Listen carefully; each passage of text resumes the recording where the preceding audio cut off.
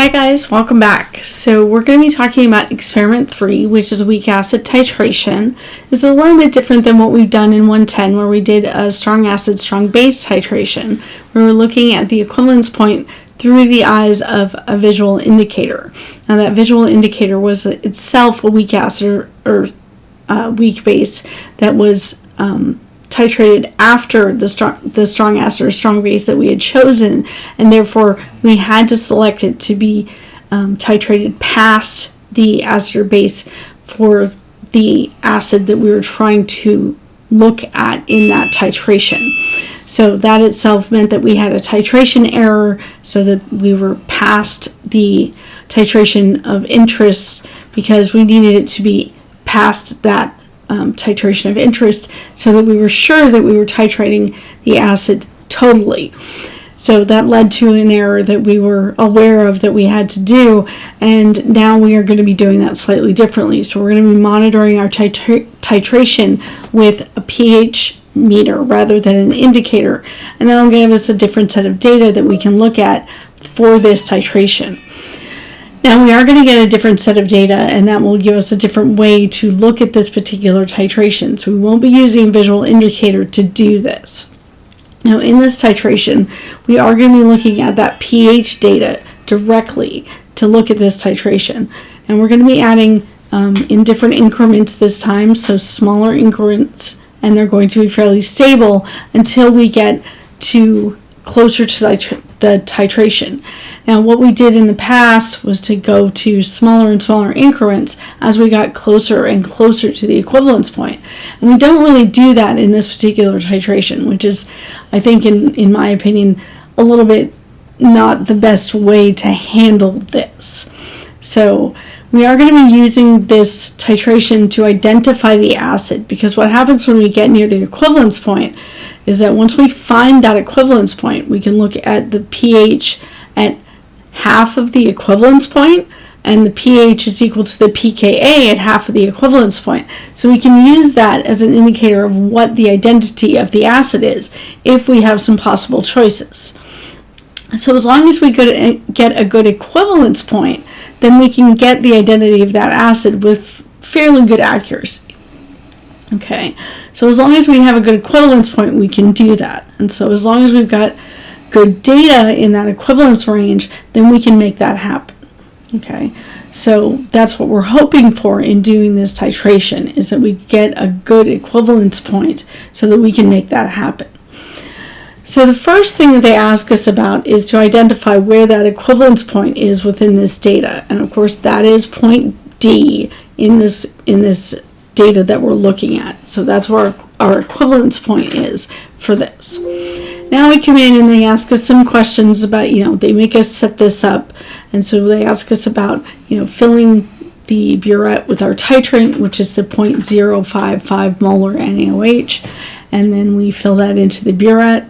And then we take and we add the weak acid, 10 milliliters of that into the Erlenmeyer flask. And then we replace the beaker that's there with the Erlenmeyer flask, and then we collect the data to show how much of the NaOH we add, and we add that all the way past through the end point of the titration up to like 25 mils, and collect all of that data so that we can then plot what that titration curve looks like. So we collect a whole bunch of data around that, and then go ahead and plot all of that data.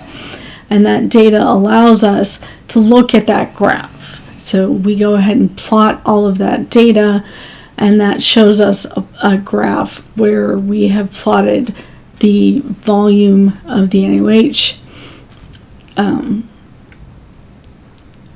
versus the pH, yes.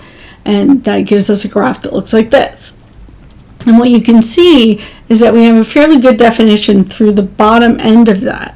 And then we have a very big change, and not as much data on the top end of it as I would have liked. I would have liked to see us make smaller additions through the equivalence point to get a better equivalence point in this. Okay, so that we would have gotten more definition as to where that equivalence point was. And so what we typically do is we take an average between the low point in the equivalence point and the high point in the equivalence point, and then take an average between those two. And when I did that, I got something around 3.5. Okay, I think it was 3.499 was actually what I got. And so I looked in the data that was available and said, okay, well, what were the choices that I had in the data that was available? And I didn't see anything that was in the 3.5 range. There was nothing there. So I said, well, okay, based on the data that I'm looking at, I'm guessing that it should be higher than that, because I don't have a lot of great data in the high end, so I'm guessing it should be higher than that. So I said, all right, it's probably 3.77. So that was my estimate based on what I was looking at with the data that I had. And so I put in here 3.77, and it actually said, nope, it's not that data. So I said, okay, well, maybe I was wrong, and maybe it should be the 3.17, and that was wrong too.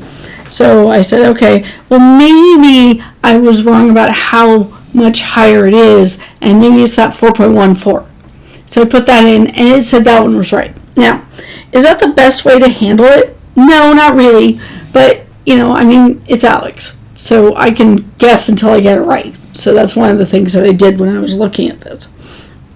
Now, are there other ways in the real world that I could do this? And the answer is yes. So if this is the graph that I had gotten out of this, I would see that this was kind of a garbage equivalence point. And I would have gone back and I would have redone that portion of the graph.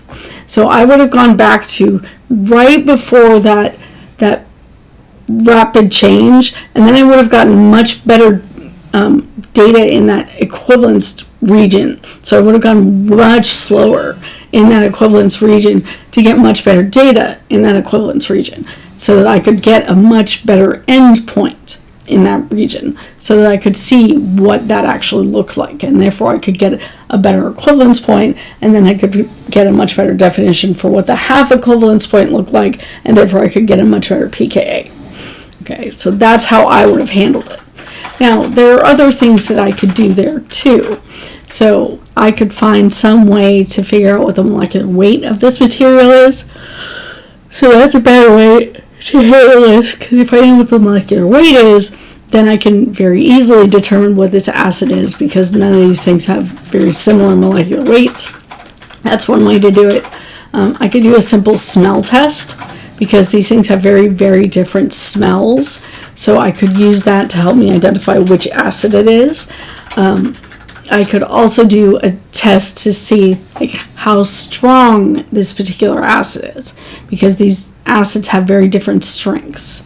Okay, so that could tell me exactly which acid this is. So that can be helpful for that as well. There are other things that we can do in terms of identifying what type of acid this actually is. Okay, so there are other tests that I could do in the real world to tell me which actual acid this is. Okay, so if I were in a real laboratory, there are other things that I could do to figure out exactly which acid I'm dealing with. All right, so there are other ways that we could have dealt with this. But if this was a real titration that I was doing, I would have gone back and gotten better definition around that equivalence point, if that was something I could do. Here, I can't change the way that I'm adding that acid, and so that's not really an option that I have. We typically do multiple titrations at the very least, and when we get some feel for where that equivalence point is, we tend to do it a lot slower in that once we know where that equivalence point starts. So we tend to do a very, very slow titration in the equivalence point to get much better data about that. And the other thing that we can do is we see that there's a flat region, a buffer region, before we hit that equivalence point and after we hit that equivalence point. Okay, and we can draw tangents to the curve in the lower region and in the higher region. So where those buffer regions are below the equivalence point and above the equivalence point, we can draw tangents to the curve. And then we can also draw tangents to the curve just before the equivalence point and just after the equivalence point. And where those four curves meet, we can then draw a diagonal between the tangents at the bottom of the curve and the tangents at the top of the curve, so that they crisscross. And where they crisscross in the center of that equivalence point, that's where the actual equivalence point is. Okay, and so once we find that actual equivalence point, then we can get a much better feel for where half of that equivalence point is, which gives us a much better feel for where that half equivalence point should be. And that gives us a much better feel for what that pH is, where it's equal to the pKa. Okay, so that is something that we do in the physical laboratory, when we're actually in a physical lab and looking at what that pKa is. Okay, so that's one of the things that we can do on a physical graph that we can't really do here. Okay, I don't actually even know how to do that in Excel, so I can't do it in Excel either. But that is one of the things that we can do when we have physical graphs that we can play with, is to draw those tangents so that we can get a better feel for what those numbers are. All right, to give us a better idea of how we can look at what that data is. Okay, so those are some of the other ways that we can deal with this data to try and get a better feel for what that actual acid is. Okay, so other ways that we can look at this data and manipulate this data to try and get a better feel for which acid this is. So we don't always get the best answer from the data that we've collected, so there are other ways that we can try and play with this data to get a better number from what we've got. Okay, so we can always test it again. We can do it multiple times to make sure we've gotten a very representative number from the data that we have, and then we can do some manipulation with that data to try and get a better figure out of it. So those are some of the things that we can do with this. All right, well, I hope that you are better with that, and I will talk to you guys again soon. Now, experiment 4 is not a virtual lab, so this is a paper lab that I'm going to be walking you through on video, and I will talk you through what that lab is about, what the calculations are about, and then we will guide you through exactly what to do with those calculations. Now, once I've walked you through what those calculations are, I'm hopeful that that will get you through the post lab for that as well.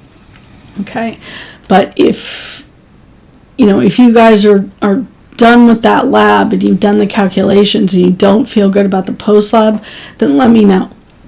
Okay, and we may decide to drop the post lab for it, but we'll see how the scoring goes, and we may decide not to score the post lab. All right, but that is what we're talking about for that one.